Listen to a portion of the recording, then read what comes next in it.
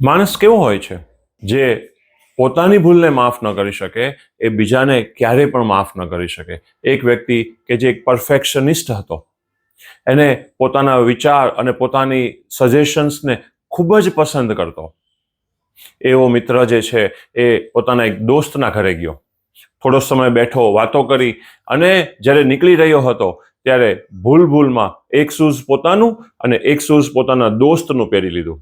આ જોઈને દોસ્તનો દીકરો જે છે એ હસવા લાગ્યો અને કહેવા લાગ્યો કે અંકલ તમે આ શું કર્યું? આ તો તમે બંને અલગ અલગ શૂઝ પહેરી લીધા. ઓલો પરફેક્શનિસ્ટ જે છે એને આ વાતનો બહુ આઘાત લાગ્યો. ઘરે આવીને પણ કકળાટ કરવા લાગ્યો કે મારાથી આવી ભૂલ પડી જ કેમ?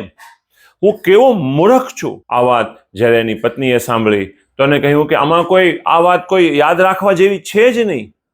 તમે જે વાતને ભૂલતા નથી એ વાત યાદ રાખવા જેવી જ નથી. પતિ પૂછે છે કે કઈ રીતે?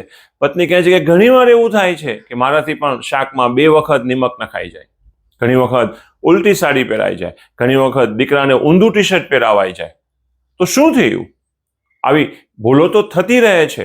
જરૂરી એ છે કે માણસ આ ભૂલોને ભૂલી જાય. કઈ રીતે? કે પોતાની જાતને માફ કરે.